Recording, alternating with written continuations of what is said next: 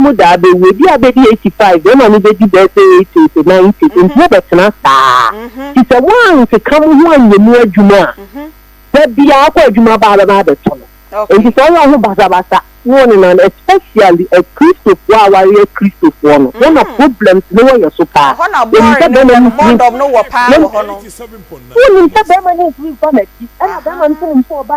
didn't want to and one more to son over J. But one day, to surprise you, because okay. Stop when I only make yourself for a talking to papa. And we are the old family, and that's what they shock you. No, be shock you. Okay. I saw you a bit. I saw you about for no example. No, I do so. Okay. And you know who you are. You know what you know, you have this hour in a juma. Now, a young man inquire, a man on sway. Say a man so sometimes, or say, man so or more attracting you. Talk of a man, somebody, you program you. Would you have a man like a creature, marry because a man no more boxes into two no. I am no Dawson. You have the your memory, you will be asking Mamma if you are seeing your money. Okay. And no banner. Almost any crowd, they know you be your memory in your own. No memory will be asking a clear dinner.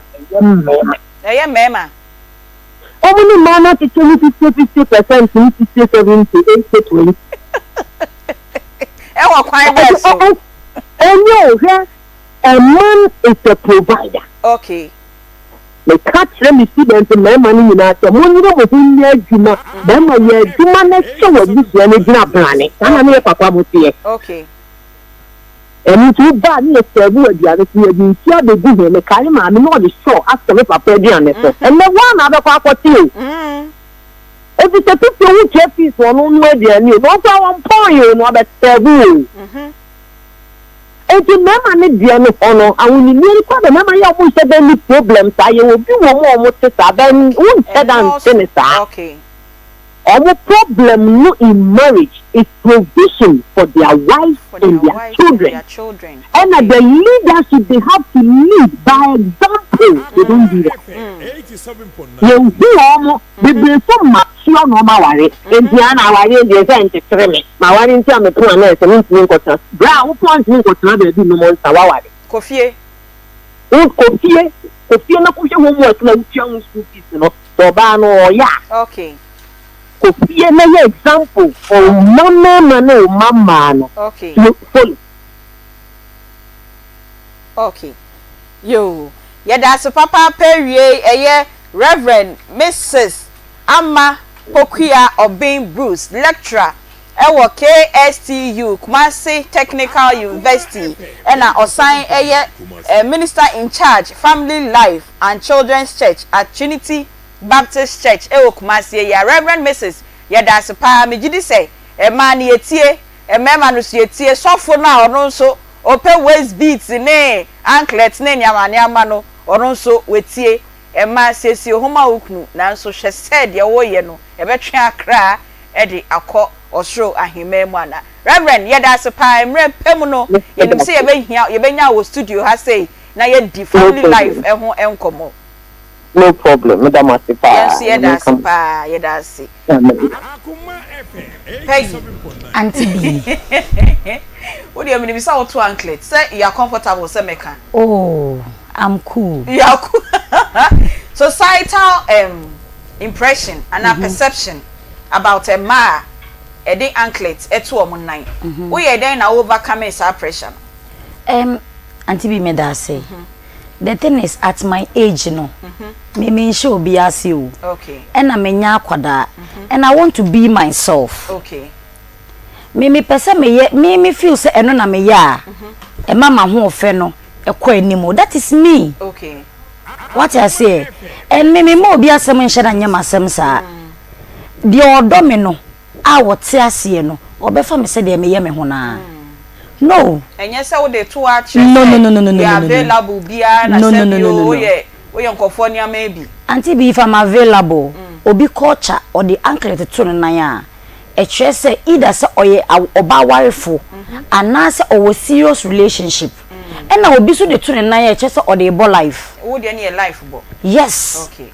Anty bi aden na wo se anklet to eye so me can say bed na say a problem ma amanfo and I because of say no outer part na body no e show ni nti ana because obo waso bebra eno outer part of ni nti obi be hu anklet obi be hu but sebi enema e de hye yasi e ma ne ye de ni nyina nka ho bi nim de hye ho no amafo yusu niema aha okay amafo steamy enye nam so ye steamy the garlic ne akeka steamy ho eno so yanka ne sen ana because eno de bibi emma bontin ma amafo hu no nti no amafo to chain toma beats ne boarding 200 300 series because eno emma bontin na okay amafo koyo moto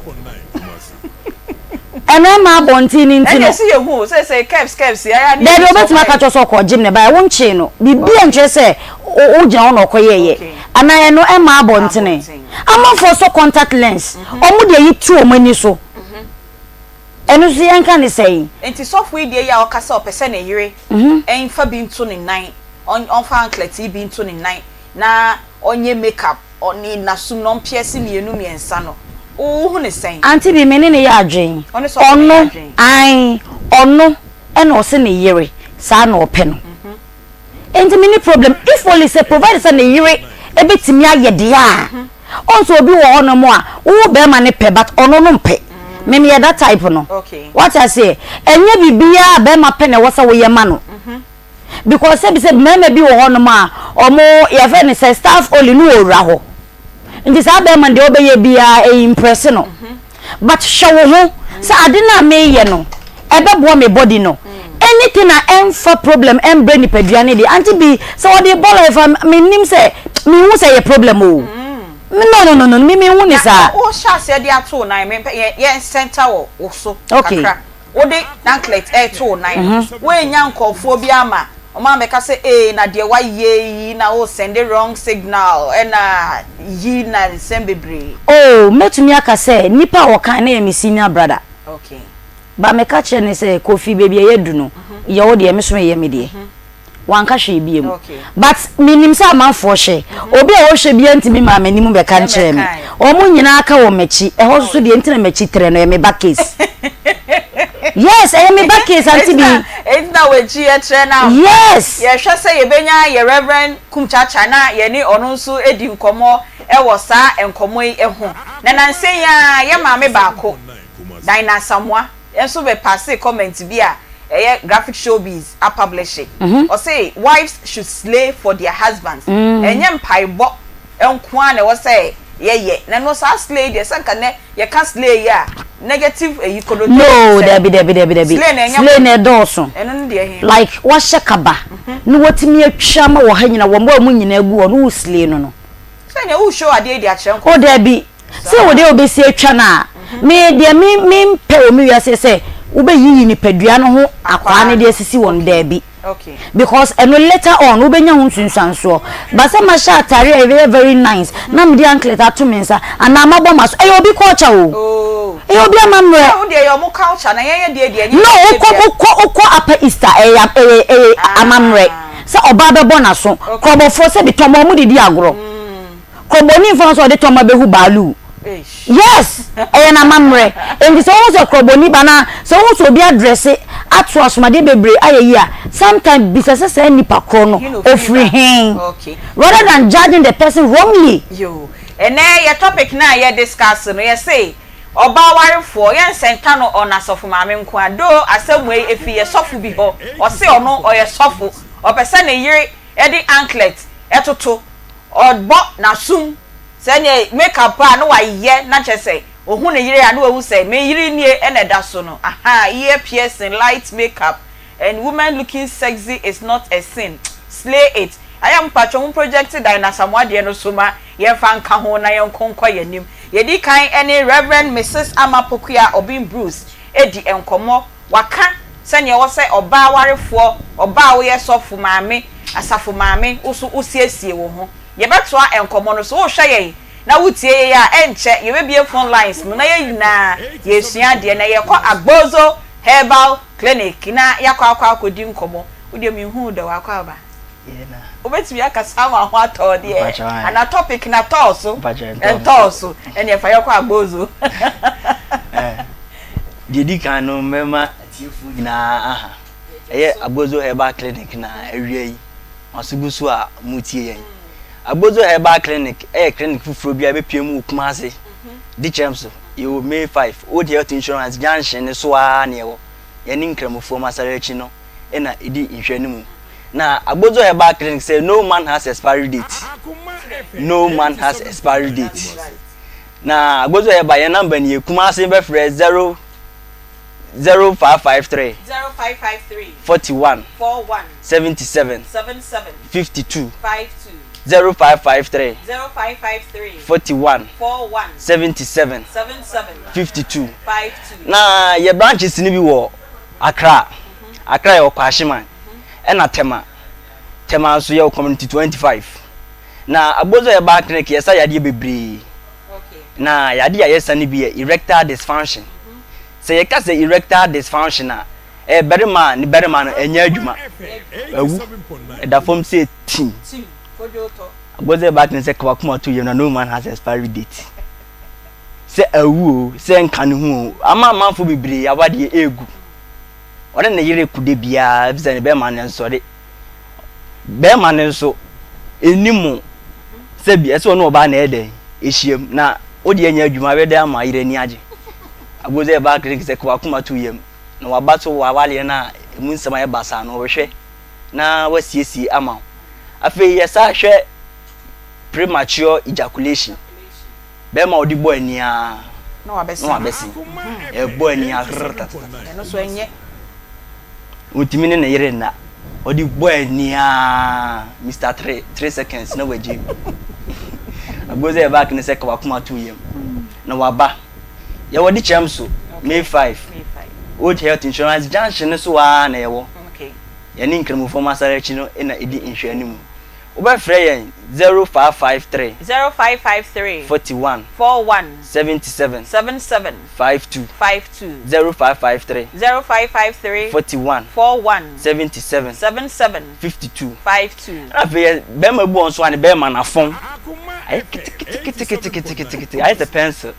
a fon ay kitikiti ay nya kitwe bi agboze ba kan se kwa kuma tu yem na wabaso obedi wasma ma no ma size bia ope ti se wabasai de ope bia yati agboze ba kan se Ode bema.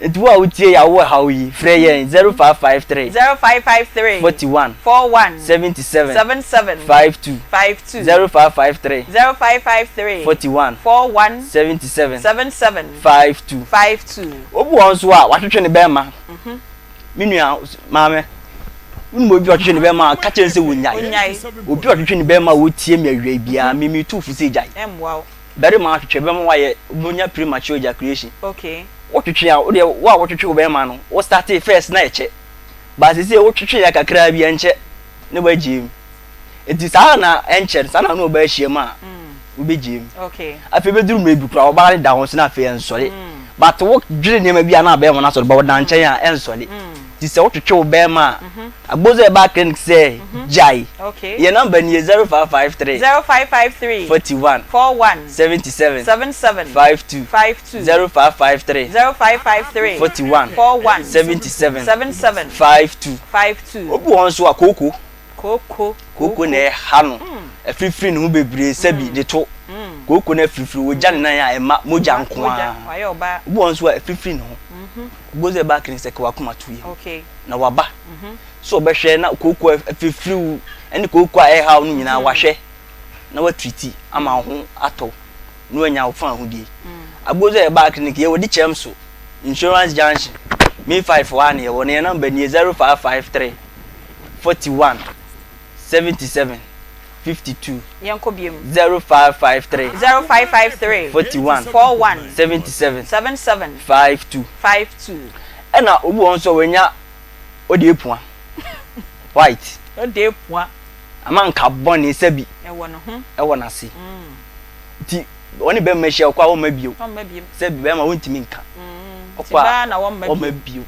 ti ama ni mema bebre ahyiehiem so bia am wow enka boni fiwase ba bo so ansu fitaa bi na efiri wase ba agoze ba clinic se ka wakoma to yam na waba kuma asiso obehwe wadi was mama agoze ba clinic free yen was 0553 41 77 52 0553 41 77 52 and obu also low sperm count on the team oba da pa but awo pa de emba ne nkwamwa no enim hwinim to no sa no wontim ne oba enwo bisen nkwamwa na ekohia nkosua ma awo apiem no ne de ne binim agoze back ne se ka wakoma to ye okay no waba so obehwe no wasiesie na wa ma ho ato na ye wodi chem so May 5 insurance junction ne so kwa ne o eni nkremfo masara achi no na ebi hwe animu agoze back ne kesi no man has expiry date no man has expiry date enti minua wutie me papa me bofa wutie me maame agoze back ne say Brian Krabata na ewo kumase no okay ai yewu akra ye kwashiman na tema ye community 25 okay enti bra wutie ya kumase ye number ni 0553 41 77 52 0553 41 77 52 ai okay obu won so a wanya infection ono oba akoda wanya gono wanya syphilis enti ni be ma no wo na otiti ni be ma ma ensansan bi agu ho obu so wanya bi no wan hwe antriti ni yie enti ama wanya enamu haw wanya enamu yade wanya ehaw enti eno no ma ne nche obu so ana ema ne me ma sem no ekofo obu so ana be ma na emu aye mre emu aye mre okay be yen han emu nye den no wetima ma ne yire ni age be hu ase bagem efeli agoze back ni se kwa kuma tu ye oh agoze back ni se kwa kuma tu ye ya ba sie be siesie o ni ama wakuma ato ye kuma zivuwe ye wodi chamso May 5 with health insurance junction so kwa and I wo your number ni 0553 41 77 52 nka wo kotemade no 0553 41 77 52 agoze eba clinic yes no man has expiry date okay to Accra okay over friend 0241 75 02 82 05 0241 75 02 82 and our tema so over friend 0557 40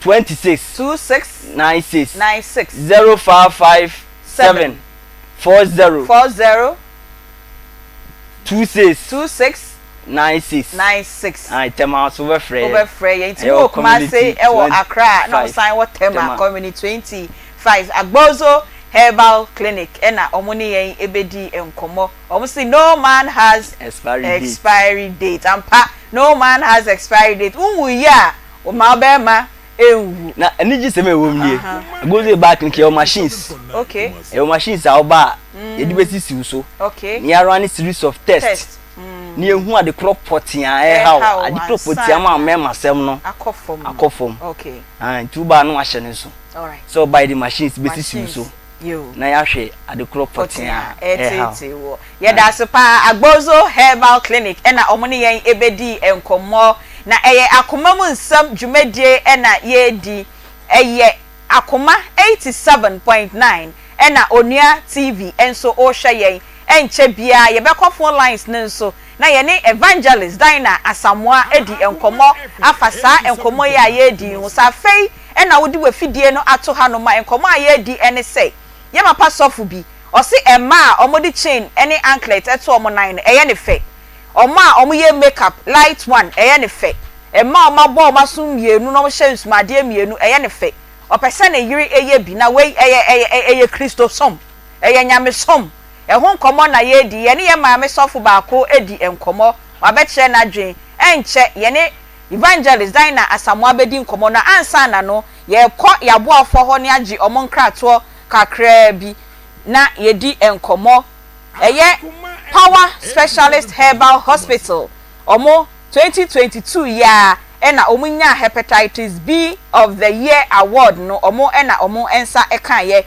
omo okumase feyase yare bie how bia okɔ Power Specialist Herbal Hospital la omo beboa ama ohun atɔ Accra nso omo okwabenya Pokuase ACP Main Road ena omo Takrade omo Anaji Estate omo ben Anaji MA Primary School no omo ndro ni bi eye Edroya Herbal Mix Edroya Herbal Malamix Edroya Herbal Malamix ena Herbatin Herbal Mixture and Powder omo jiriga eno eboa emema mahoodin ewo empem Cough Care Herbal Mixture mema ene ma yakoma so aye chako yakoko so aye chako ye ebo wano na wapebi e de ato na Edroya Herbal Tonic wonumato na untimi endidi na wapebi ato freno ewo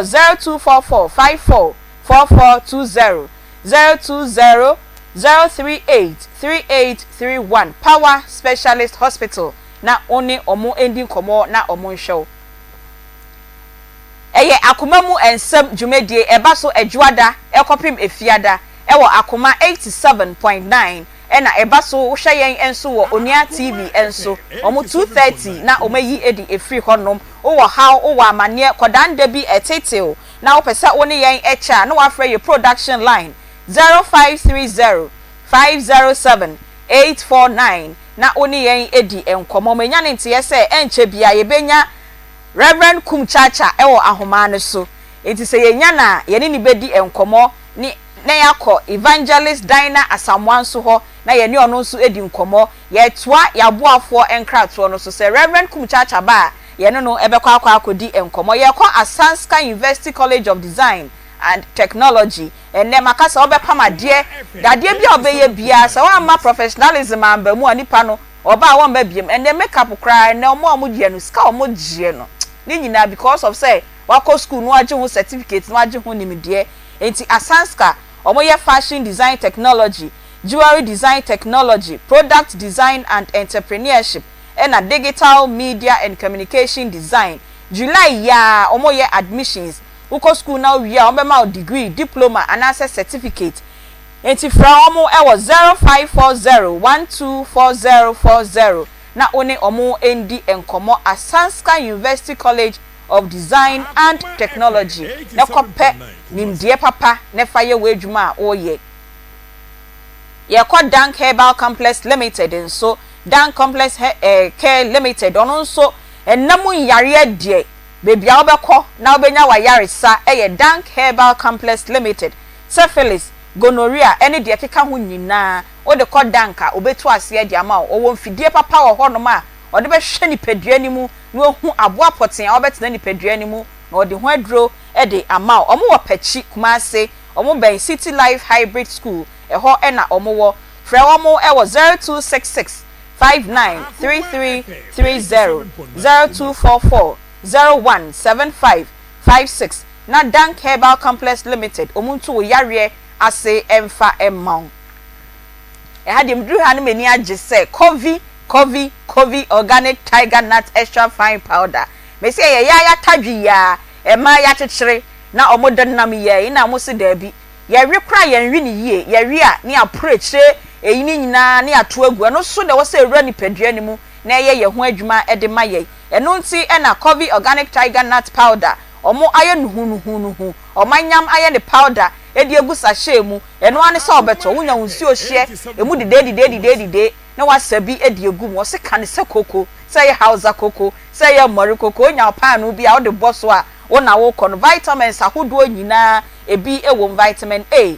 B1 B6 ena C ena minerals te se calcium iron potassium zinc ena sodium ewom na emboa na ntu pressure ase emma wudi dia yefunu na ye chako esanse aduane ntimi digest here kope Covi organic tiger nut powder ni bi nedi we ye nom yedi ena se be ye nso a wunyini nanso wonim da bia na skin na ye fefefe onren ko basabasa wuntwintwam kope bi na edi eboa ma wa ye kese abro so eto kese no so a enkofa side effect bia emro me say tiger nut eboa eti wani so e de mawo enti ribi tobi ne di ne enti wani so emfa emmawo afei so sexual libido no onya tenka ema ne mema ukunu hwe na wayi wani oyire hwe na wani wani jese atenka na ewu kopebi ne di na oho ento edro bi wo no ma yese enye mma mpemfo enye mma emma wo manufo ensu coffee organic tiger nut powder de sa wonyem ubetimi edibi sa wo ma obanufo ubetimi edibi ko Premium Nutritional Limited ubenye bi ato Poku Trading edum ubenye bi ato Freddy Men's Herbal ubenye bi ato Wisdom Amachi Supermarket or Tech Junction ubenye bi ato Drugstore ahodo herbal shops ahodo nyina etwemu ewo Ghana ha bebi abekobia ubenya Coffee Organic Tiger Nut Powder ni bi ato Akoma FM yenim he ya nso ubenye bi ato ewa hanom say for your number no ewo 0200777277 na open no dodo nso etua na wa frɛ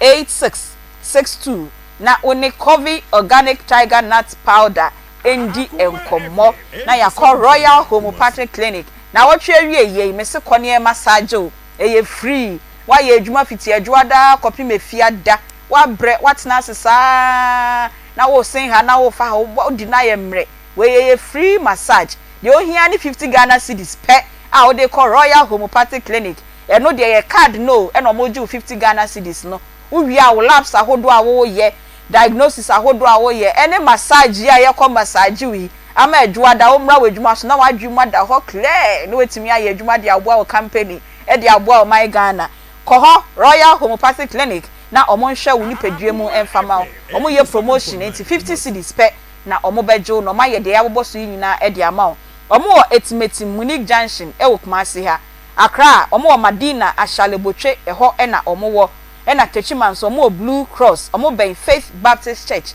e ho e na omo wo frɛ won e wo 0242951005 0204496212 na Faith Royal Homeopathic Clinic omo ne wo ending komo no mo mboa na omuntu yare ase nyina emfama omo ye adwuma adwada ekopem memenda anopa no nso ne fa ekopem enumre no nso ene fa na omasa yare nyina ase edi ama ye call Good Morning Herbal Mixture o sorry anopa na pomuden no enya na ye chia okra na obu efu Good Morning Herbal Mixture gofo odi ho adanse pa fiduem ha se kra nkofo edi ho adanse enti yarewa ahodo infections ahodo nyina pebi nenom body pains ohunam ya wo ya pebi nenom sciatica ni din de so ya yarebone pebi nenom ne ntu ase emfama oba ubu wonsa wote yaw anase emmaye menstrual disorder per Good Morning Herbal Mixture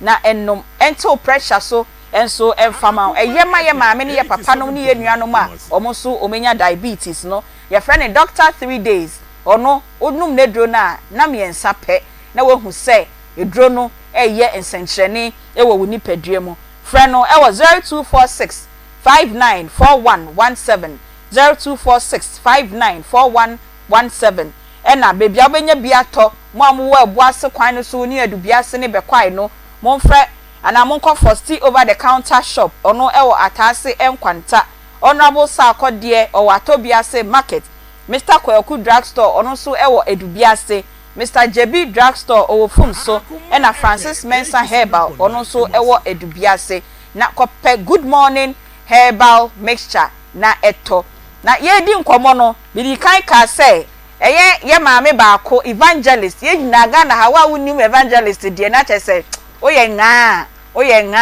ena o say the publication bi maybe sano say sa na o kan ya ansa na o say wives slave for your husbands. It is not always about prayers. A graphic showbiz for any years our story. Then now we are projected here to sono. Evangelist Dina Asamwa. But you be yo. Me do so. Na me adom no mpa bo me hoye pa. Ye de nyame ase papa. Na we de mini kan bisa wansa ansa ne atoa nkomo no so. Ye hu graphic online story bi na ye fiti ye nkomo ye aye edi ne pese ye bisa sa o kan ya mpa ansa ne atoa so. Or say slave for your husbands, wives. It is not always about prayers.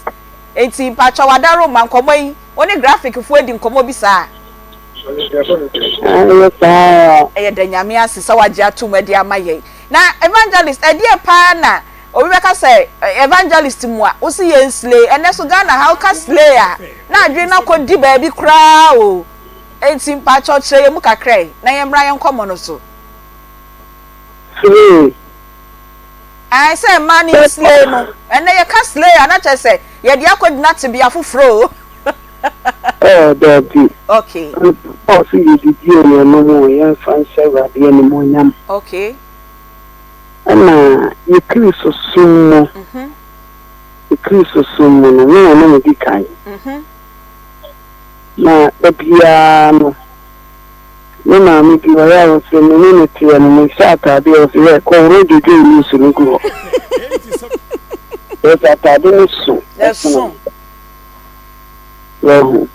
intino efese you kristo so nyam dwuma na ye na ko pro bia enya fa ye bekanyan se me ya appearance me ye ma bi ene ni pakase na me we pan a kind of your lunch will be a bunch of not sorry.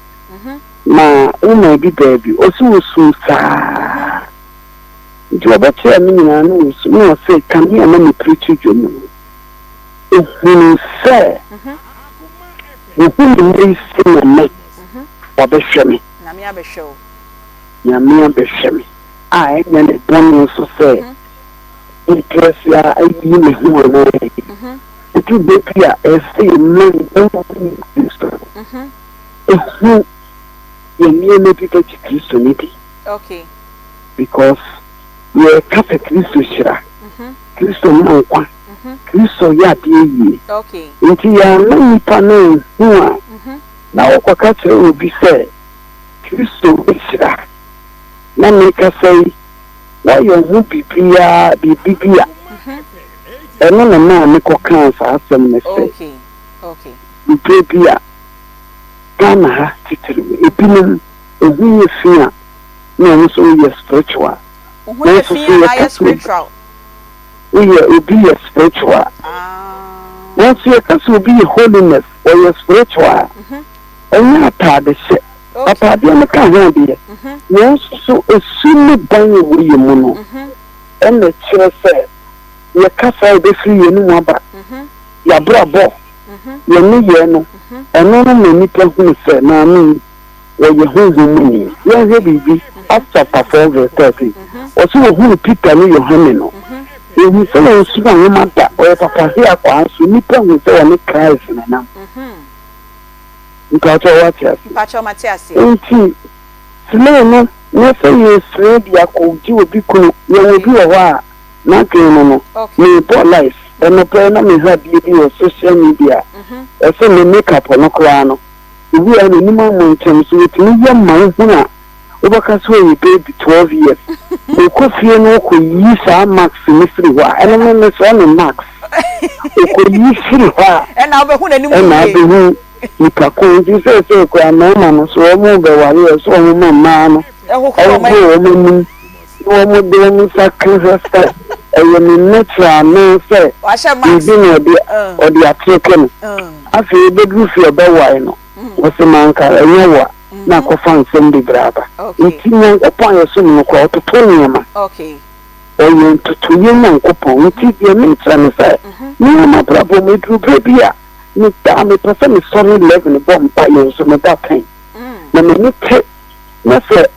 11 na abapa ho a na start to tell about something your area ha o ma me dana ho na so me pa mo no nye me tutu ye no nye ha ma me de dana no nye ha me na o da 11 na so o da to time na so for so 11 o be da sorry Kristo so ma yan tutu ye ma ne okay yan tutu ye bi ko ye nyankopon na nkasa o yan tutu ye nyankopon okay evangelist me da se pa so ka say e was say nyame hira nipa hu enti se bi o nipa be hu no se me ma ba wo fie na ma be say oh evangelist fie ni a me hu e hira nyame hira na emom hira ma bonten a se bi o uti a waye watade a ehyew o watch bi ebo na say na wo show designer bags bi ne mpaboa bi eno na be ma ye hu nyame hira we hiraw esan say ye ni pa nyina na betimi aba wo fie na ye papa okay kasa ye papa sofu bi de ono ne de no say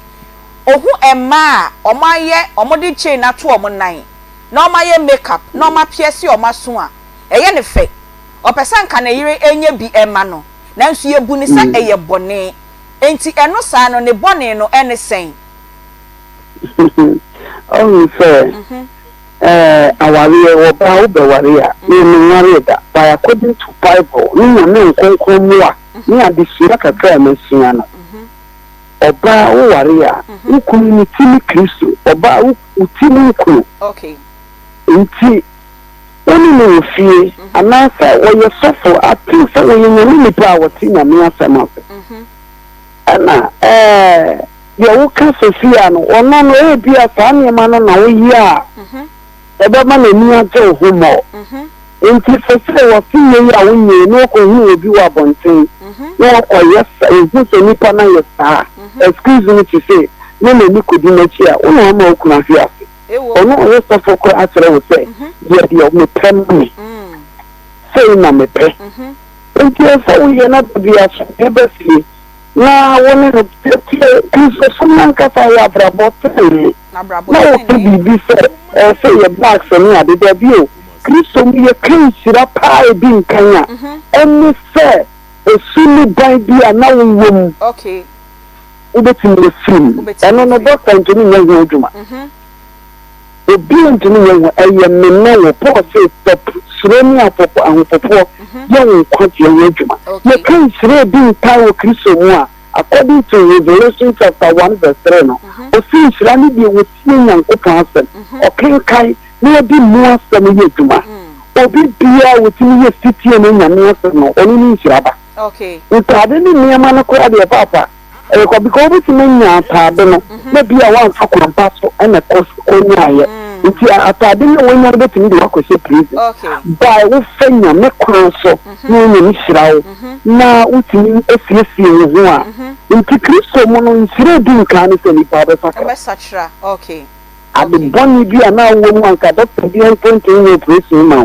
na nya me apembe kese na be tini by adam and first okay ko eno na DBB aka beka ho aba okay na evangelist na yejina sofu idie ya so biem na yaka say sofu maame minim sebio wan kasa crowd start here say wo sesan free senior na first na wo sisiesie ho no enkofo kasa ye pa enkofo kasa wo ye dey na utimi gina sa kasa na no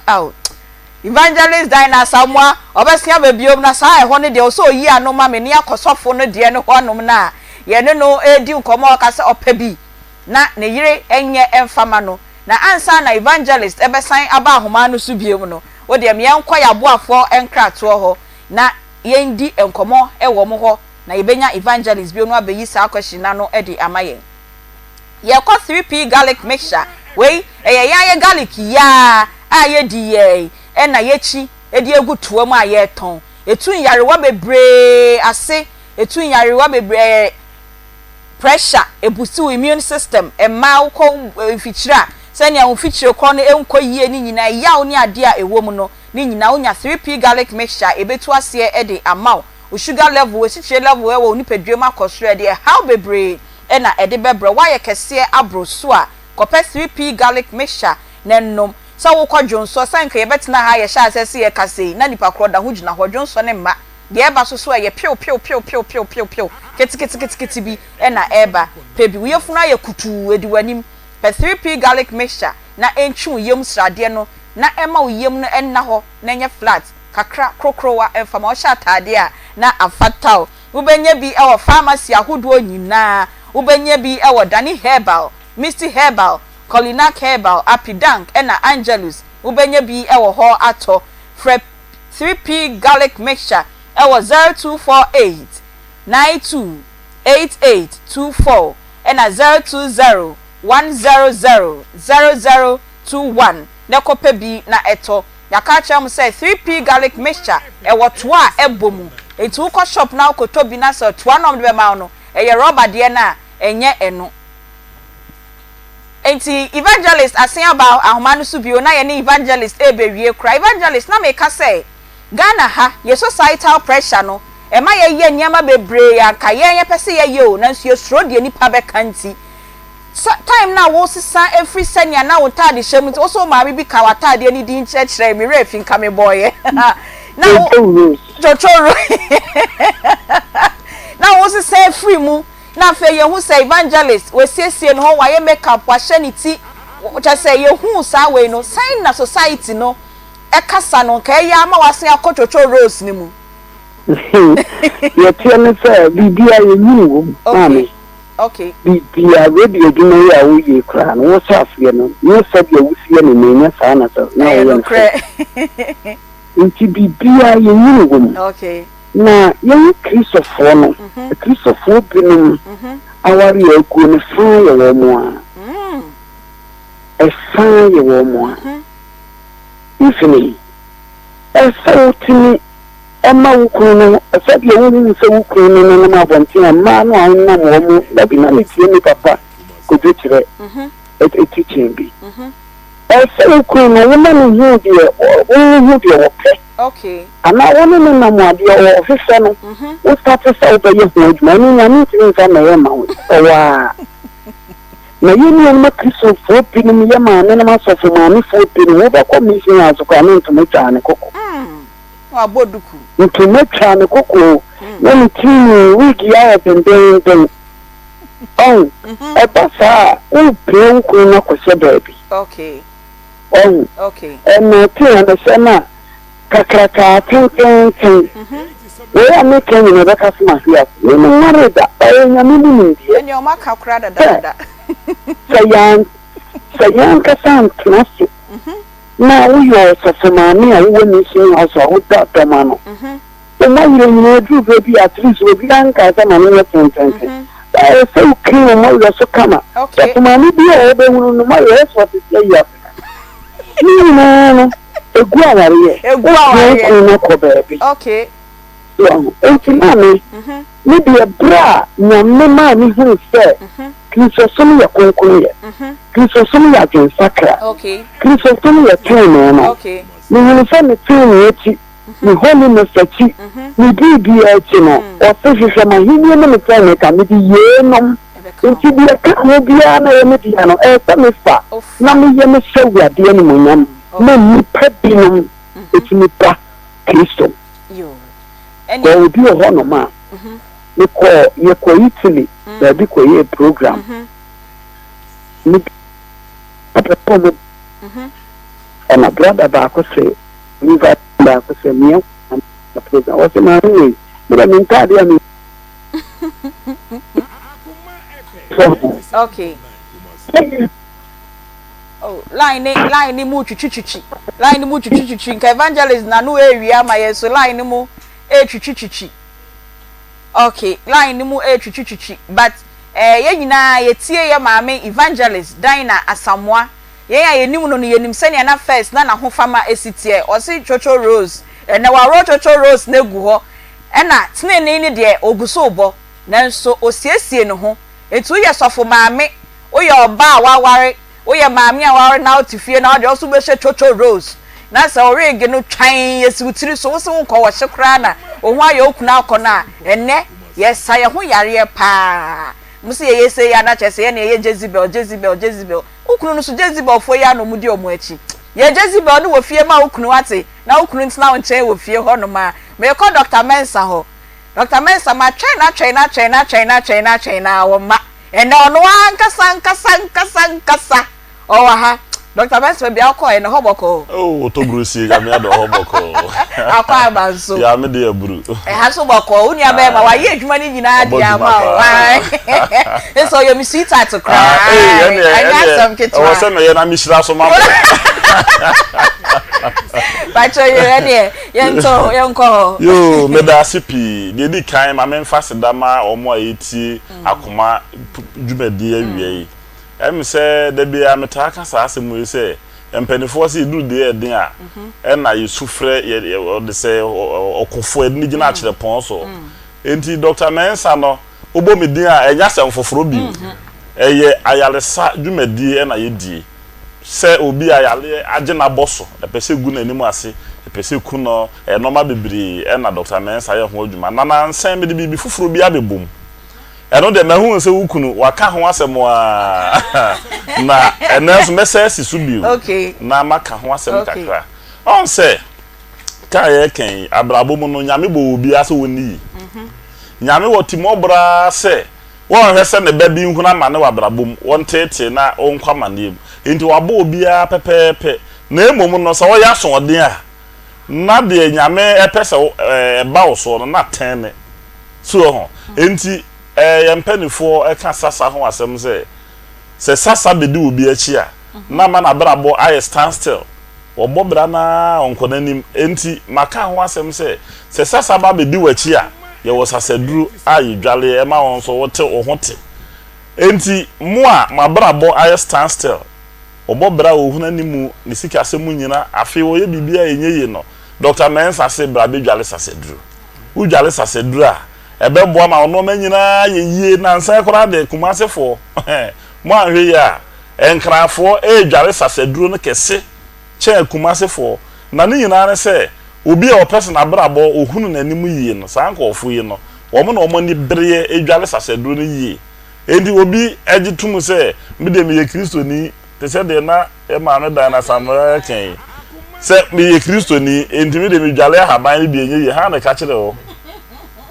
sabi o sabe ahusiesie a etiesie ye ho no ene adwene mu nya mesom no enya de a bibi foforo bi a obi o no mo asabe na ho sisi hu na abeka so wonye correct but na osum nyame pa chen obi a wo hye gon sa ayi no atade na no wo kan ho asem no chocho ya fe no chocho uru enye chocho urus oh okay chocho uru aha okay kana di for na no bi na no mo hye aha enti eno no de nkanya me so mo kora ya wade bi wo no ma wo ye de ne a e wo se ukoduru ho na nyame de na nsa kan na akọ wanim okay se bedwale saseduro ya maka ho asemo saseduro na nya bone se udwale ha ma na ye bone na nkwala ye de sebe ha ba dwale wo mo se ntum ha ba fe ne ntum ebi fe ne tumurumu se wo di dwale akwala na de bisra na emo anketo be from asabra amoa okay na yi wo munyina ba na e firi he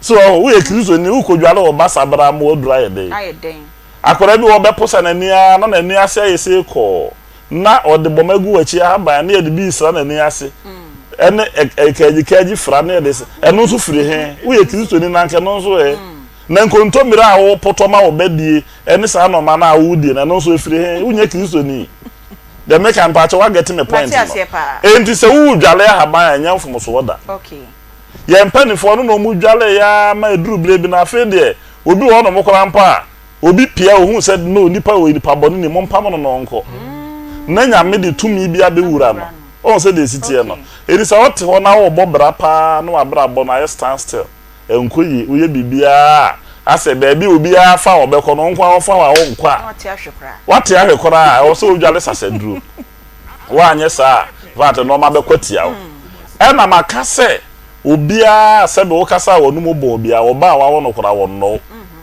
me debe wate aze sabe enu kankan ya le bone pa enti ni kwan da se nipa bi asoso wonu mu bon aye woduru ho no mu aye debe ma 14 days pe wonu mu kankan ni nyina bon se bejai wafa ho wadi no enti halitosis ya le bone ya kan wa se matu ho fo sa se wuntimi ma ya so ye kora ba bia obi a no ye delivery service e betimi di bia bre wo de ya ne se wo be send wo sika na ba wo send ba bia obi a na ye de abre ne a kire okwan a wo be fa so a wo be dwale wo be nomodo ni bia ma won so wade wo enti eno so ya de ya wo ho aduru na wo mo ma no mu bone a seye obi wo kora anya se wo se wa se ya wie na me se ka je tia nkofo gina wie mu hwe wie mu da se Yesu ba Yesu so mai wa no mu bone a wo se na wo de o mo ma de budi ho adanse na be ma so kora e benyem na yera na jo anya sam kitu e adwuma kese pa na che se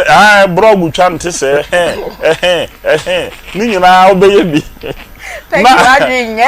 na long glass oba na wo de ne ba wiase no wa bese wa jense mo me waduru a wo de fredua na ma ne di a eno ano no nko ho bi wanya oba no bi na ye ka ayale sanso wo mo onim me ho asem num se enya hote me de aduro ka na se yale bi ha o yale na ekukuru me koto afa yale ni bi na me ma waduru na ho anto a mint me nka ho asem bi because me nyanya me bi a na nyame betimi a miracle bi am na yi because nyame abie mani ama menimudi a ye de ye nuru a se ba se yale bi titi obi so odwonso moja wo brehezi ana prostitute ha obi jana na ye moja bebrebe pass ana se hemorrhoid how na se me woduru a so ho to so oba na be ma ware wasi mfie pi ni ye wale ye na wo ma da bia me de kwa du bo me ma bom nye ma oh yes se be ma won kwamo ase a eye den pa se obetimi anyinsen oba ma na yi edi maka ho asem so many years ye ma woduru a 5 days pe on kwamo na be ye se dikidika last ye ba my ba ko se na yere ma na nko no ho nti wo ko no ho ba ko pa na oba na tore ba che se na nkwamo na hodin wom enti wo se wonya dura de be ma wo na afi wo nkwamo no e be ye dikidika na watimi anyinsen o da ma na yi me so oba ontimi ngo ba ye no ma me ensa ada say we ye obi be fe na osi akwan afifiri na wo de am hemorrhoid no ana wo develop fibroid and obi won so adane hormones no me ma genes woni no ana so timi de sa problem ba so yes sa test we nyina na oba no ni sa problem we nyina bia wo so wotimi wo pa cho wa get me point no e so obi tena ho na de ketu bi ho bob na su na wo hunu de won fanfa na wo bre ho a na me hu de men kan kire no e na de nyame adom so Dr. Mensa ma be kumase mea matnase ya na masole abahe ntimi free ha me sa kwa kotnase e free nyame ya adoma wo chena ye kokosi adanko ya pe ne yenye djuma da bia e fe ne se da ye djuma e Dr. Mensa so ye wo kotwi enti ye de number no betudwa obi wo ha meka me se obi wo no ma na nyame pese wo je no obi wo so na so bon we ne wa o ka bibia nto na nka ne dwoko bi enti ye de number ne tudwa na ba bia wo bia wuntimi mampa wo frɛ ne betimi ayi delivery service ya ma na ye de edu na bro ba bia wo bia ha ye be kyerɛ okwan na fe no won so watimi anya ye edu ne bi enti eja tawia wada roma fe number ne tudwa na wo yere wa ha wo yere tie dwam me baba unu anwa wasem bia si Dr. Mensa ya so there bia se obi a okɔ ne 60 years na watoriba wow ya hode nsem akasi okɔ ne 60 years wow ai wo twa bra ko me ankasa kwa me nhye da me bi dade wow ye de nyame okɔ ne 60 years na nyankopɔn adom nti sisi amitimi akasa Dr. Mensa ne bedi makomako edu otwe nkono abako edi do matumi bi pa me na no do so afeso na me ye two party ama omo bi bia otwe hu ni no for Dr. Mensa number no tuda na akasa wo ka ade be chi asan Dr. number no 0244 92 12 69 0244 92 12 69 yo 027 11 73 551 027 11 73 551 afenso ye no be twato 0532 92 80 95 semenshi ye wokotwi ye ni Guinness depot no na edi nhwani mu ena nkana pumpuni manta mu so ye wo yewura kana de Japan akompre ko na bro san ya o Medina Zongo Junction no ase na ye wo na ye adwuma da bia akosi ya ba pe na ye adwuma ye adwuma fira no pa na so kopoma nwumre nunum enti obi a opese wo hu ye ana onya ye duru bia na number no ye de atodwa no oba be ya machiri nso a obeto ye na odi ye da say Dr. Mensa Herbal Clinic ena yeti omo enkan ye koso afa ya boafo enkra to kakra na ansa na no ye de number e atodwa enche bia ye be fa mo calls no e wo 0243 114497 0243 114497 and 03224988035 na moni yen edi enkommo na ye call glam by naya ono na waye makeup a me de aba betina set so a mo hwe mi glam baby a wo bia wo friend na obeba na obaba be siesie wo ho e de amount o Kumasi he ya amokom ewo Golden Gate Hotel enimu hwa e na Glam by na ya ewo mesi obeba fie na Glam waba be siesie wo ho na we slay ene ye kasa efa slay ho ye slay e de amaya dofo fre na ya ewo 020-958-6283 na onye wo ho ene wanim fe emfa emma ye ba be kwa ahoma no so biom ye chance ne ka say ye ne Reverend Nicholas Osei aka Reverend Kum Chacha founder Heaven Gate Ministry ye ne ono so edi nkomo ne ebisa se na ne nua ba ma sofo a ope oba oto anklet no ye nyame so mpa no Reverend Kum Chacha pacho bi chia wawie yesi omuguso a hwese ombenya no nti ye ko grow fine ho ne ahwese benya Reverend Kum Chacha sana yafa mo calls no nti ye ko grow fine yesi wo pedra ba no ma wo be grow fine na eno a ene grow fine ubu nsa emaye eba na agise enam ya eyibo so memiensa afiechi ansa na aba infections ahodo na etete wa house uhu de wonya ohokra wo yare a wadum no nyina bien so still wo da ho wa ye bemremre kope grow fine ni bi nenom grow fine herbal tonic obi wo Misty Herbal Colinac Herbal Ashtown ena ewo Smart Herbal owo Boase Freddy Men's Herbal Apidank Herbal Pure Leaf any chemical ena herbal shops ahodo nyina ubenye bi ato mesi grow fine de wasan aboa ye nkra ni ndro no ode ama vans cars ene nam krom potemu bebi a wonam bia wo hia grow fine ni bia na wato anom se be ya wo sana ye titriti no onan na ye titriti ni nyina be jai anadwo da wontimi enda kope grow fine it makes you grow fine from our number 0244596532 na kope grow fine ni bi eto and grow fine ye ko agbozo herbal clinic omo medical ni yen abedi enkomo nti yen ko ho bebre omo tun yarewa nyina se typhoid fever ojonso na emayie se namu yarewa ahodo usisi eya oya obema ntimi ngina so ye untimi nya adwuma yi a ko agbozo herbal clinic omo Kumasi dichem so Old Insurance Junction wa na omo wo fra omo e wo 053417752 akran so omo Kwashiman fra omo e wo 0241750282 Poza Travel and Tour Company Limited opese wutu kwan wenya sika batu hu bebi asa usika na wenya no kra no ebetimi de wako ana obi adu sika na afa de o se Ope Travel and Tour mo ye papa omdu betu kwan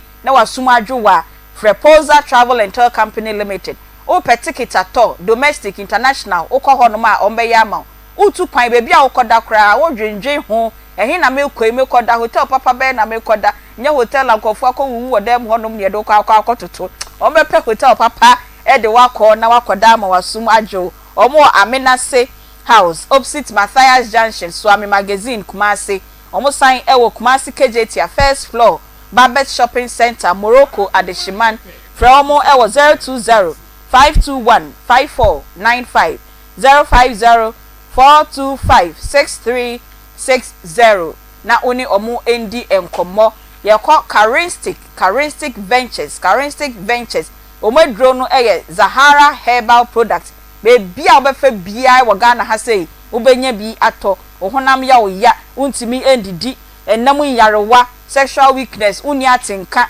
kopen Zahara Herbal Product ni bi eto fra omo ewo 0246348334 ana 0248569335 na ye kowie ewo dedel so ho towa udidi a wate de kope dedel spices na fa ye aduane na waduane enye de esofoma na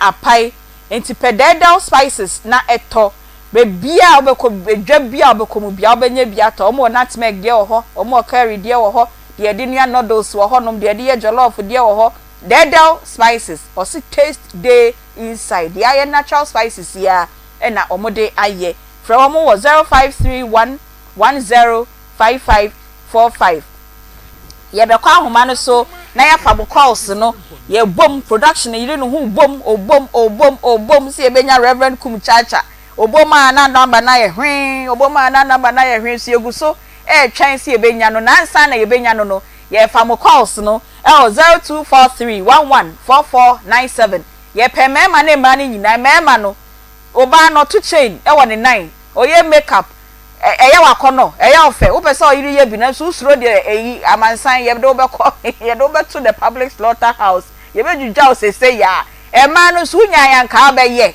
na so kwaye ye romani ye no meriba e na de chain na to 9 ye no meriba do waka wa no ko yi ni nyina pentecost ni ba pa e na wa share trousers medofo me ma wa hawie yo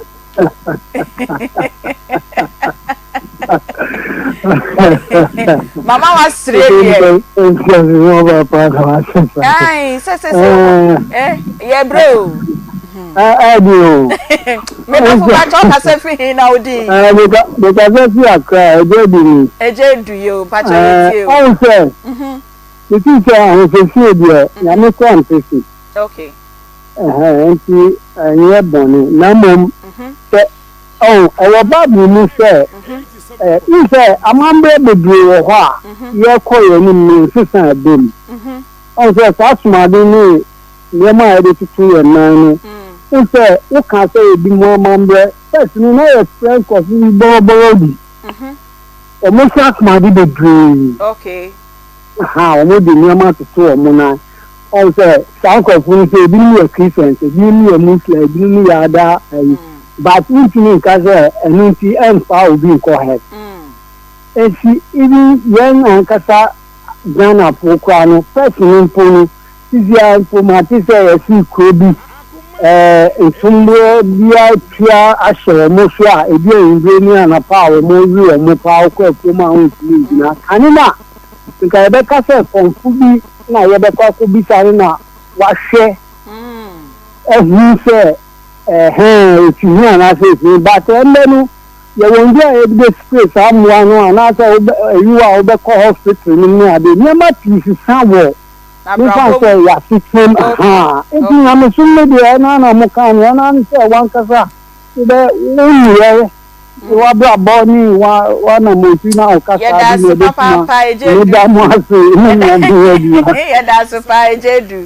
Hello, good afternoon. Good afternoon, Apuma. Me when ye papa now swear. Yo, everything free now here. Yes, what do be a here wa ha. But you didn't be our casefi. If I show me the Richard, the casefi Bantma. I'm a program, come up. Yeah, that's not a crowd, Mr. Mechanic say. Bible say, what the Papa man, and a papa ni bonnet. Into our honey choose tobacco. Okay. What I say? Aha, I know see what you now who quite winning in an a day. A fatay. You heard near my dressing ya, Abeya. Over first, you know, to be a shower phone. That dressing one as you say, after we are sick. If you say a Bible car says, when Canon swap, we know training me back. Anna, okay, Jude 1 to 6 here. Okaya and some more. Yanko Boni Pan. Ono ni yimle no yema enipa omowe eni nyemebo wa sisi ni nyanto bedini ni okay enti se okofa bi betuka ho a na chudi nyame no bo wo no wenim de wo dey oye ahusisi de eye but we say ya Bible ka say ye wadi nyina ho kwa ni nyina na fata ye no okay ana de ba kwa me kan say we say sofu bi say na yire ibe ne fe okai eye a kan say malaka ho a wo si asofufu ni bo ha Bible say we nim wo mo that of no kra no de nsato ozuzu we sira wa Bible de say sebie ani efi egu say no me nko a nti ebu ka to esofu a mo njini ni say esofu unim de tachire mati abi ka reche de da se papa aha ni ameka ho me da se hello good afternoon Good afternoon. Me ba chodi ni baby akase fi Hello. Me ba cho ma u TV set no volume na enko form kakra. Hello. Me ba cho ye tie o ma u TV volume na enko form kakra. Mana pop. Ba cho yo ye tie u di ni baby akase fi. Me because of the castle FM Kobi pa cho ye tie o. Mo program na mo no program na fine pa. Ye da se. Na which pay no degree.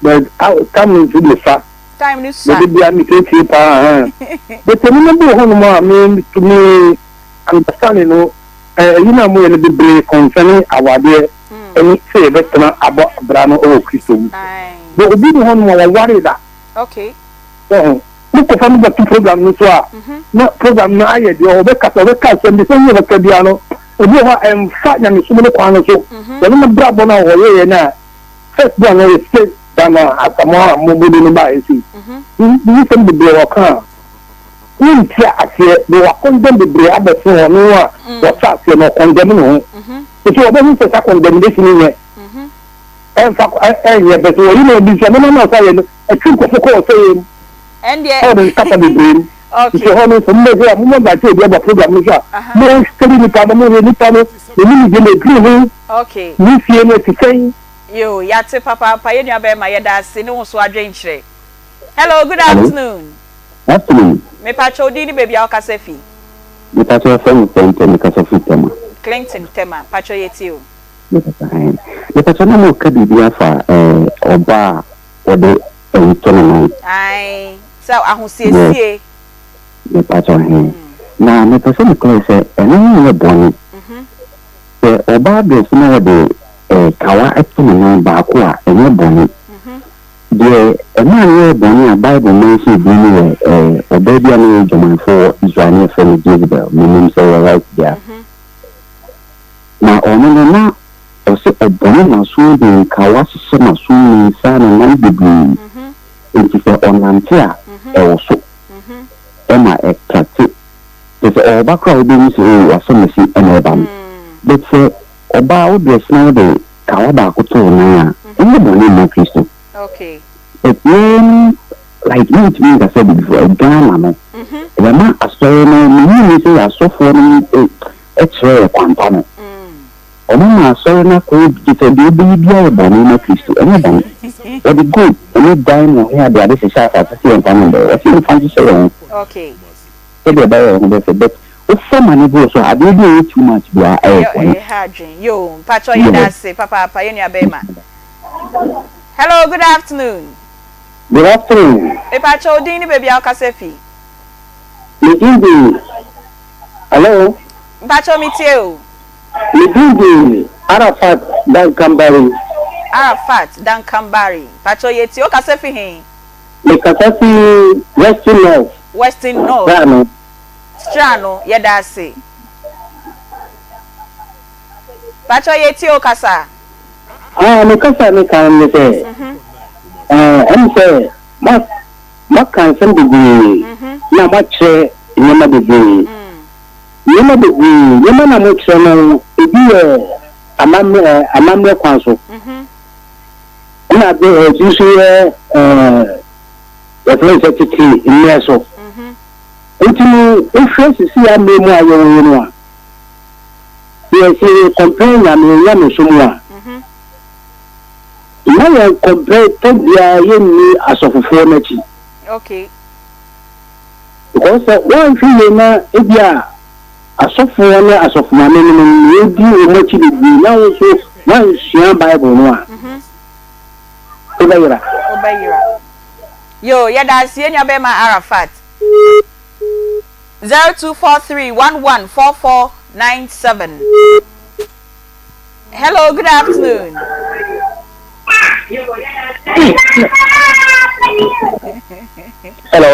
Hello, good afternoon. Pacho di ni baby akasefi. Yeah, me pacho me kasefi Akra Kanish. Pacho yeti. Odo ko Kanish ya. Na me pacho ye femi apia. Na die okay na make bi. Pacho can be. Mr.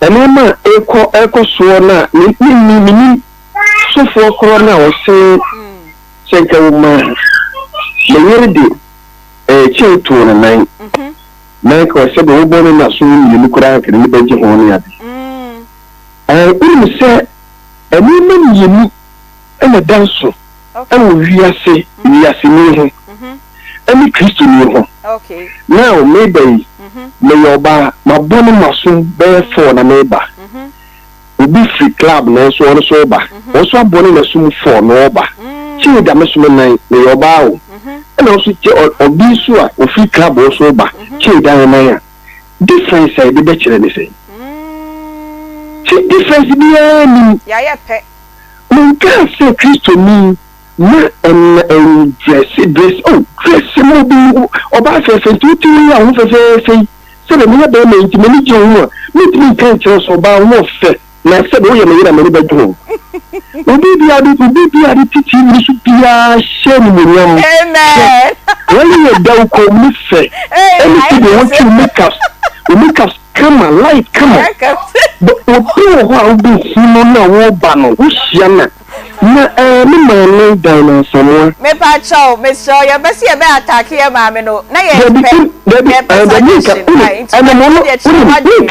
nka bone fa no na me che se enamo so ana me sakira e okay enamo so na me gidie mi ya de pa me na me sabe na me ba Accra Kumasi me be fa ne ma me be Dubai be fa ne ma me ba me ko tabi gina kai ni principal ba ka kire wa tabi gina kai ni plan ni principal when you mentor kese pa na ebeni be ko na yi isi ya ani ma bidiri ni bi si so bidiri bi se ko ntwa na so amakura na an ka otri ni ba akukura nka minna de wo se Kristo for the show mo so se ani mani bi ba be fra Kristo so mu ani na ebe dada nipa ebra Yesu Kristo wo ye fast ye bo so ni ko gina be polo so no ka kire ne se bo so ni bo so ni akopɔ di wiase ne me nyina hyeme sane so ba koto me asɔre ne a ni wo sika metimi di amawo ni wo japade wiase ka ne mai nyina metimi di amawo eji krosi ebe ya dan bu kura pa no ni nyina mu na wo mi bibi bo so mpɛso wo kire nyankopɔ Yesu Kristo ni bibi na Yesu Kristo ye hu na dwen ana o ka kire se wa twa se koto so ni bi ase ni nyankopɔ ko na eden koto sore no yo ya ni na kwan na ni na danso awo Kristo ni ya da se yes your friend ni pane dos timo twa no peace di amaye na obi aso etimi aba Fantastic Friday onyame Israel. Hello, good afternoon. Good afternoon, mami. Pacho di ni baby okasefi. Pacho e fe boat mi kasefi wenchi. Boat wenchi. Pacho yeti o. We de mami me pacho. Mami na na asoma wo ka no. O je me dress ya. Pacho o nje wa she atade a bi e bi da ni nan kokomuda. Wo yo bitade bi ho a wo sha emu nyam se ni bi da TV issue. Okay. Ni ho ba bi a ngi ko bi a eye bone. Okay. So na me kire ni so bi da no ka tin bi a show no na appearance no. Okay. No you say you know. Blessing be ade a eno an eko na wa papa yu ka no ba se Bible. Nyankopon ko ampesi. Udi je na ho siesie na isi na wa obi se Kristo kra de agar no Kristo woni. Okay. Nti we de me sire ye ni an na wan ka bone na wa nye bone bia. Ye nyina ye siesie ye ho yie. Atnya se ye yi ye ho atototo abonten. Ye da say hello, good afternoon. Good afternoon. Me pa chodi ni baby akasefi. The friend Christopher, me friend Accra. Christopher Accra, pacho yeti o. Me so ma bin che kakra me pese me kire se ase Ghana for ye ya di no ma bia kwa kwasha asofo. Ba se wo hwe Ghana asofodi da to traditional dressing. But wo hwe traditional no. Kon kan etete no se wo begu no se obi e bia hene ato na nan ne nsa na nka ye na nanom ahima no. Ene akomfo ya no kura no occasions me but akoko say this time no you attack Christianity say a Christopher but naturally could believe say Ghana our culture no say oban say be mape ya ji enu atum but okwa Europe no yi ma oba wo be ma no ope na obeti ate but ye ne bibia say asofo but then connected no you say obi addresses we akatisia kata wusi no as I say bibia na say asofo na ai enya asofo na emu nsanti ekabiko in the normal circumstances and then say tete no ma no tete no yen ma me no ma hima no otwa bensin krai o occasion this ahene ato ne nan ɔde ato ne nsa ɔde akɔ job ase after job ase wɔn nhyia no sɛ saa deɛ ɔda ne nan di okay what is but yɛ takin sɛ kristo so mu na ayɛ sɛ ya dressing deɛ ɛnka no no makeup yɛ anam use na yɛ powder ɛna yɛ maa ne mpanyinfoɔ nom akwesi powder yes no ɔde ayɛ n'anim kama na ɔkɔ but technology ni kɔ n'anim ɛna yɛ but eduru bere bi a yɛ ama mo yɛ attack Christianity no na emu mo yɛ hwɛ baabi a yɛ fi yɛ Africans no yɛ Ghanaians ana Ghana for tradition dey na different yɛda se yɛ nua bɛ ma Christopher yɛda se papa yɛ bɛ fa calls bɛ mi ense bi aka ho hello good afternoon no boy wo fe no boy na yɛ wo fe we dey and no be play me your power enya so wo pa eja for blocking wa mo ha wi la je ga wa de en kan sunsun so ya mo pa se Dana Sabua.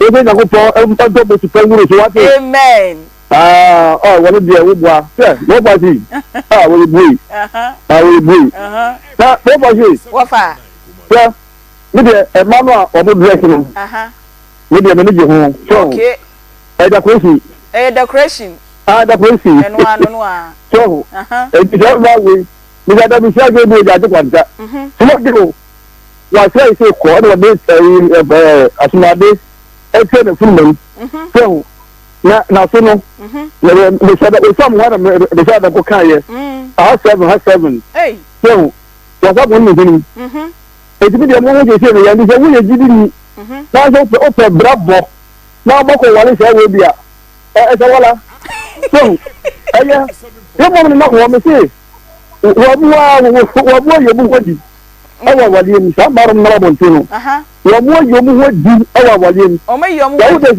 mo ye mu wodi na za wudo ba we e be tere mi se brofin e be mo wale we ya me brof nape sama no so munya aware pa o me bi de bi wo de aware pa yi for tra mo for na bi wo mo eh wa fa wo de wo sa yo munya aware pa no me se de aware pa wo ji ni tra mo de bi wa okay so di wa we aware pa wa fa ya da se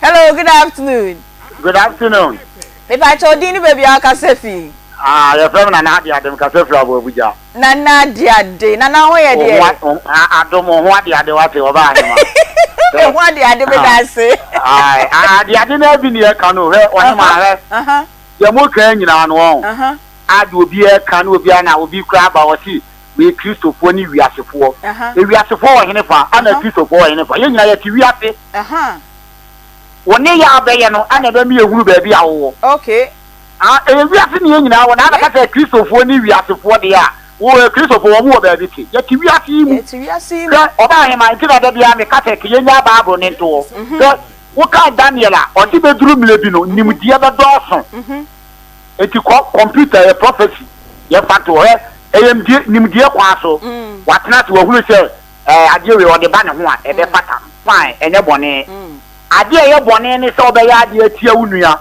okay ene ne bone waja obi apa ma no obi atumi ade ope but na nye ade e be ha wunua okay ade e de ni pa akoma so no ekida na esi bedu na nimdie be do so nti ye fa nimdie kwa so je niam bebrebe obi le tuma ka te so ye de ma kwa obe ye no ho oba enye bone onfa na ya ade ntia o wodi be ye tia wo de na ye bone nti ye hunu ni se ewiase ne ye tia ye ni Kristo ni ani wo wiase ni ye na wo wiase me ba mo ne ye no woni ye na ba mi ehunu ba bi awo me da so ba ma na de ade ye da so pa 2 more calls na yaba studio 0243 114497 0243 114497 hello good afternoon me ba choma o di mo from Accra hello good afternoon good afternoon I'm a student of Anty Kodia Kofi NS pacho yeti o and I feel a bit of a Ghana and a Santana yeah that's some smooth tie na and some part of the good in some other pa na so or suffer where the castle you the say let me go your name na the being so evangelist at the castle sɛ woyɛ a woanyɛ na sɛ wokunu apia abɔnten a woane agu a wade a menye ɔsɔfo dana asama anya adwene. Okay, to what in share is saying Pacho? Mena dwen sɛ ne sɛ sɛ wokunu ka sɛ biribi sɛ ɛyɛ ma no na wohwɛ nyame kwan so na saa ade no ɛnyɛ ɛtia bible a megidi sɛ woyɛ a ɛyɛ mfonsoɔ. Okay, me Pacho you yɛda ase papa yɛda ase. Last call 0243 1144 97 0243 114497. Hello, last caller. Hello, ndade family am kase fi atuma twede. Nyame mpacho oni wo phone page oni kakra ma yen. Me pacho family am kase fi atuma twede. Yo yawo, pacho yetie o. Na mu ka hu sisi hu asem. Me pacho an. Hu sisi hu asem no Bible ka hu sisi a. Se wo Kristo ni be sisi hu a. Enye se wo kofa yasini ahu sisi de be sisi hu. Okay. Bia wo Kristo ni. Omo yere wa tire so kama wo mu pepe. So na se wo Kristo ni wa kofa mo yere sisefo mo yere ja ba se bo yi. Eno je se wo Kristo ni. Okay. Ndi ka hu sisi a Kristo ba hu sisi no different. Ene wi ata hu sisi different. Me pacho yo yawo yɛda ase pa nyame nshaw na yɛbra studio na yɛmra medi nkomo odi sampe wasempa osememfa wo. Hello, good afternoon. Me pacho didi baby akase bi. Me pacho akase fi suya ne yamfa wanka ya ha adwen pacho kasa. Kafra pacho di pacho sem kojo danso sunyane tra pacho yetie o. Pacho asema bega me na me de pa. Okay. Ibe me fere. Yeda se. Fere sa ne akwa sembe agwar makuma ere. Yo. Yeda se. Bega me de. Aka mo so ni tse bitaye abeda fere bi. Aba fere fere kwa na. Obi ni yati bi ya. Ya ma wo kwan sa so kira wadwen no. Yeda se. Tse ne ko na de. Beti. So su ya me ya. Ma obi hi me ye. Okay. Ukasa. Okay. Okay. Obi bia. So ni kwa na me ya. Obi so fo. Ti ko le ti ni. Papa ni o fa ni pa de. Ebe mi yi asini. O ko so de pa ni.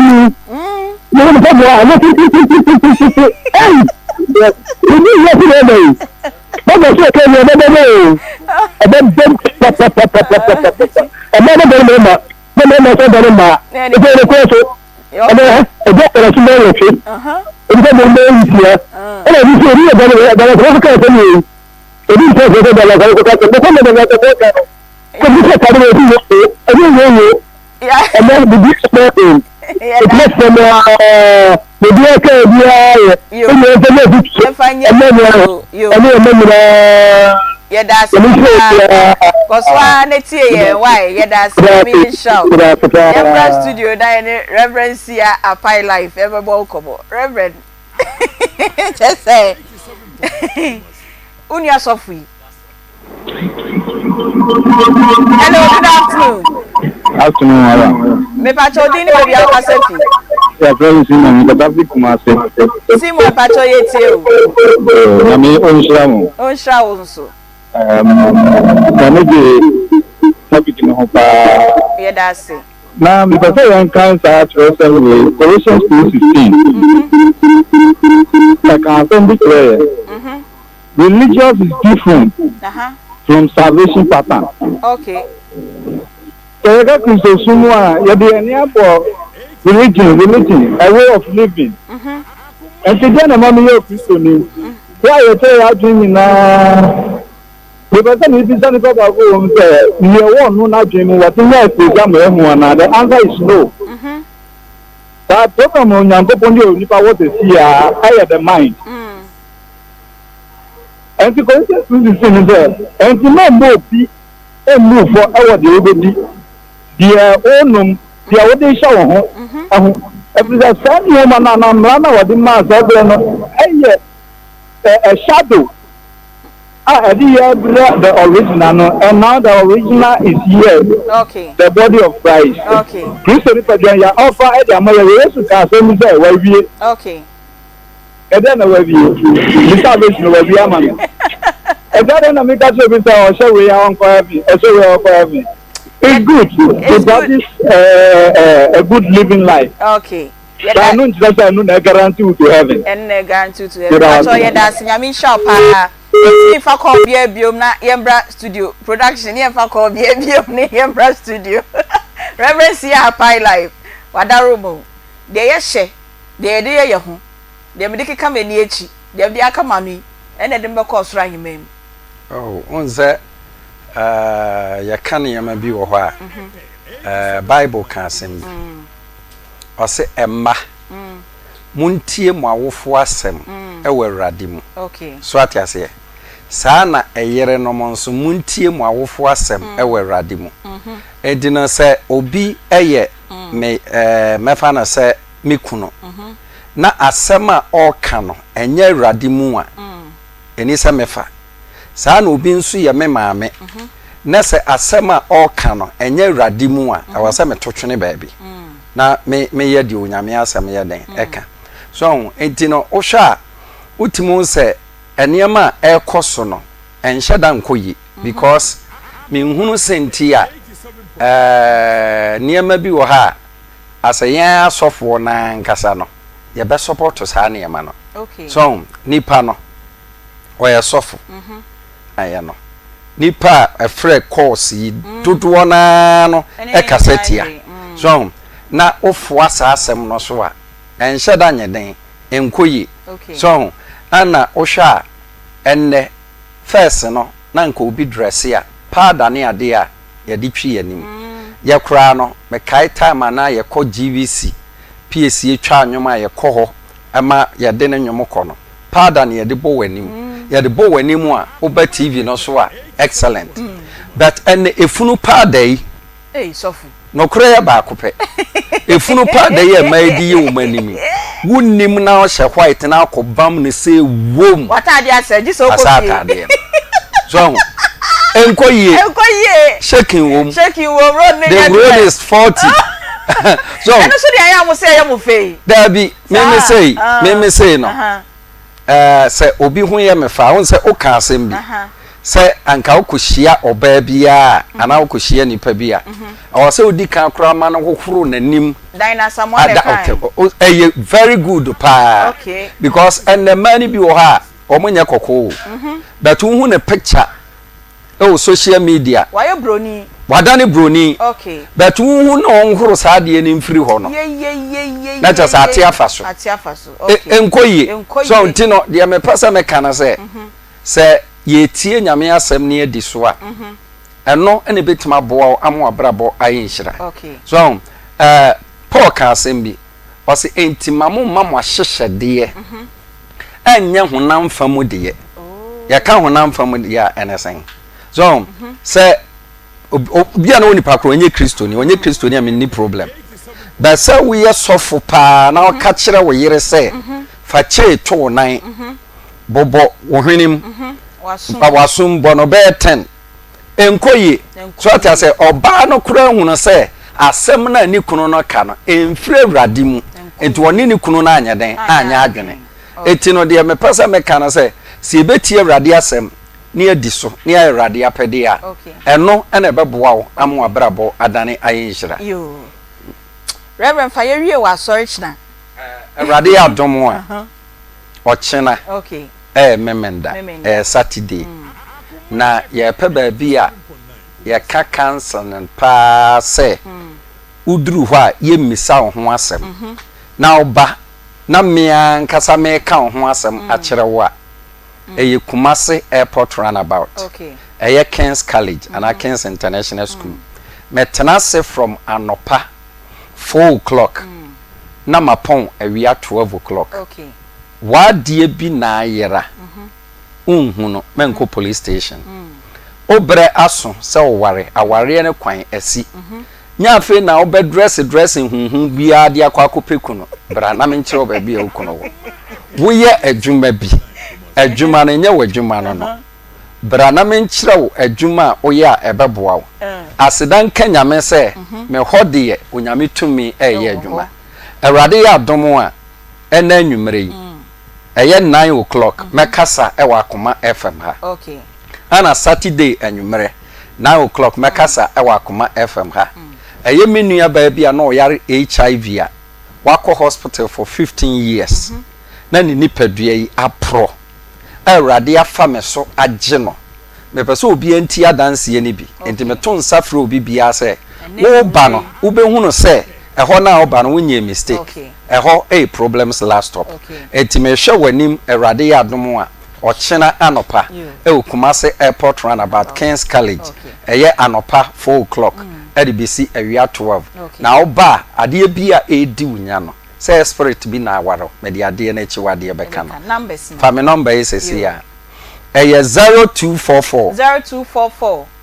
88 14 55 0244 88 14 55 Reverend Sia Apai Life Reverend Yeda Sipa nyame adom adwada adom de adom ye ya ye behia Peggy Anty B chesem komo no enye clear ma oh say eya adwenkyere say de me kan ye no be yourself okay memma obi enjeje wonfa wonko musue bi mu say de sofo ne kan ye no o se ne yere enhyet ombotoma omo na so mienu nemo menye hwe so ka se ne yere enkobokro no say ye ka anklet dia na ye nuanu Kenya fonka heaven ka omo de say kro ne nka asori dan si honom but they are there ye nuanu Ethiopia fo ehini fa na Nyankopon oton anointing oil wa asori dem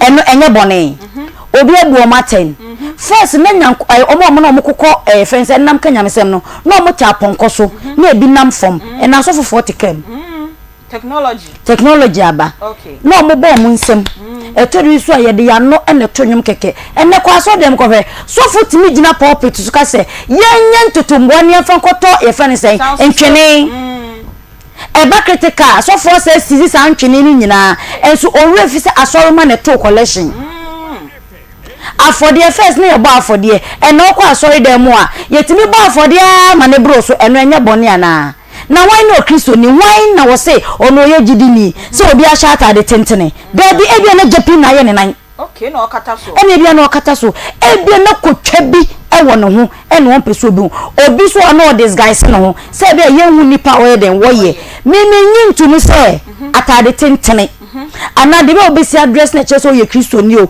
minimo obi asabi odi ni toto we koji jisika I mean okobo be sibra nanso wodi be ko ajanka fie ko hwe emmobro wo moda honom onye nyame so ade adwuma na waye ne ye bone but action nanso sika no wodi akwa ye nyame dwuma na say dem justify say ko boy adwuma na fa be hwe janka ba me chese odi ni toto akwa ji o emu bra wo bebre nanso odi bi ko ajanka fie waye bone ko ye nyame dwuma enu te de bia Nyankopon se owo de ma ade bonefo obi timi njaje obi owie say we da based on in appearance yes okay yes no ye ready nyane be ko so ahima mu o enti maani ye nya wo ho beto look good na wan kasa wo dress kama na wo na ma wo te say wo feel say be me bie no ope bola bed enti na se bi abodan fo ne nam ne so be fa wo bi entia wo ho fama wo ye na kono nti na opese da wo ye na kono nti no e na obe fa wo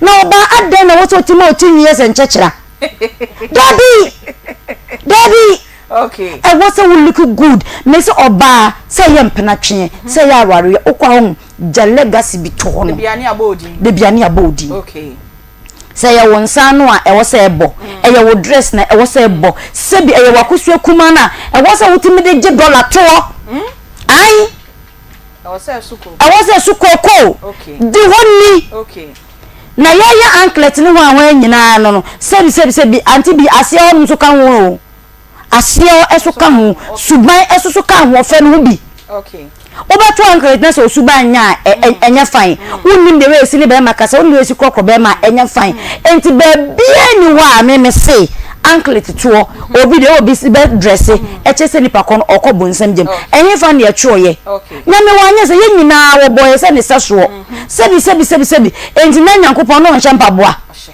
Mary mu wo se no de nan boro fam ana Joseph no bodanta Daddy obi ni dia no Anty bi obi wo ho no ma wo hye miniskirt na so wo do nipa e what na obi kwa wo chema o ti no se nipa wei Let me me be an example. Na ye chastise no. Na so say nipa no owo nkwada mienu. Na so no made from mienu abako oba. O tisika to so yi machine. O worry yo o sam na nim fifre. Ba na odwene say nipa no na mo na ho kire no. E wo so wo boa no. Okay. Ente ye yensusu judge. Wo betimi akasa chi nipa. Me de ne say untade nkitinkiti na obeyi wo ho. Eno de nya mianim health wise kra na enye na wiemu atumfuo esoso wo hono eno de enye ba se nipa na kwakọ ye ni ti nipa na kwakọ hye ne more kakra nipa na ede boni be ne wom okay boni be ne wom boni ni so obedi atentrene atu obi so ba ko hye prison e bia na nyo na ye ne boni ko hye prison obere nya nua ni metwe obi kon bo amu bu ni bebe wa asori de amu aso fu ye ka si ya ka next time you do almost the Eba. Reverend na so otia o say what did this can be a school? Where did this can be a hospital? Na say Eba. What just me oil the gugu to motono 50 million ni 200 million. Na bone be na chance e change o moye no. Daddy mami me say live your life. Dia wo ya wo ho beto ne na wo so be man so tiska be ware o. Etam say abodan for one ko form no be fa wo no. Yes. I was a wo ye. Me dey so be do to mama ni no to. Because I know the enka ho. Some common the be tepa case no. Aye. But o life a wo be bo no ntade a wo be hye de. Mami, wan kasa we de na nyankopon adom we dia. Okay. Wo de ye den. This one answer na baba be 2 pounds. Debi she utiasi bo life na wuni am life ko de woni ni ho wu she utiasi de look good smell good yes look good and smell good and eat good enti no akoma mu nsam enenne mote yenken yaka cham say 5 days dey aya de to form easy Friday eno de ye de abrabo mu nsam ya ene ye de ba na yesua de ewom enne ye behwe ya ho siesie ene ya ho fama ye de sofu bi asem ene be ye test case obi frye na say eyawarefo program intaya me enfa mo ware ye emo ma meka yesra mo obi wo hono mo ware ye nanso otie no asua de efrimu entaye social program ne de yesujafo be ka mo de mema mo ware ye be ka mo de asofu mo be ka mo de queen sabia wa ware so be ka ne de na chese aka ne nyina bom na esipi na wa famu sua de na wa famu nyansasem a ewom enu ti de ni nyina bi ebe frafra nti ada so jeni ba be kasa no e mane haw sofu kan e mane haw queen wa ware oka e mano e haw ye nyina ye sua de akoyanim ye call glam by naya makeup ono ene siesie me ho a me de abetna so a me ye programming glam by naya owo Amokom opposite Golden Gate Hotel ono so je me se oye home service we nye delivery your home service and now office service baby awo bia offer glam by naya obaba baby siesie ho e de amount so wo kwa yie wo kwa party wo to badin o ware oye ni nyina bi e de amount for glam e was 020-958-6283 na on siesie ho emfama ye kwa kwa we hye nua ba bi happy birthday ye nua ba enne odi na woda eye Beatrice Intim Madam Beatrice Intim minim se pictures na ye ready a madaro mamu fantasy ma ye ne sorry aha Beatrice ne da so fe no Madam Beatrice Intim o ye CEO Girls Pub ewo Boshan Post Office Madam Beatrice Intim CEO Girls Pub Boshan Post Office hwa e na wo we efru dofo unia bema Eric Ochi aka DJ Couscous osiyama awoda pa ni ensre nyame enhira emfamao programming ebaso adwada ekopim efiada 12:30 ekopim 3 ewo Akoma FM 2:30 na onua eyi efiri ho na mo de show fufuro e de atoa so opesa ofra yen na ode wasem eba na yedi ho nkomo ne pe ho solution e de ma wa na wa fra yen numbers production lines numbers no e 0530 507 849 your production line is 0530 507 849 your WhatsApp number NC is 0246 76 60 60 Oma wo hihye adwumadie e ma ye de ebremu enne ene na awatwe mu nyina eye Nana Bila Kantanka Madam Faustina Derry Spartus Kojo Sakwade omo so omo de for Facebook TikTok ene de account ni nyina so ye Beluchi Nana Yaw ene ne mrantie na omo streaming room woni nyina nyame ehira mo Reverend Sia Apai Life panel member Moteninka Peggy Moteninka ye maame Queen Sabi ono so eyie nti ene wentimi ama ameka ye ho Papa Jesu ameka ye ho so enim so omo so e de omo honhom edi achi e na ye de dwumadie ebremu nyame ya adoma achina me maame bia we free mu Mrs Philomena Banks we free mu achina ye waye me maame papa Mr Banks ene ebusuan nyina nyame ya adoma achina St Michael's Catholic Church yenye ye kese pa Mr Banks 87.9 Kumasi ye mirade onchichore na nyame ya adoma achina 87.9 Kumasi ye baba bejaw na ya kra ye maame Mrs Philomena Banks yesie no na ya kra na chi kra Mia metena adwom edi dwumadie no ho chia me eye na wotwe mu nyina ye frɛ me Beatrice Biogabra obetimi afrɛ me Anty bi me sorry na sports eba enyi we fidie no emfiri hanom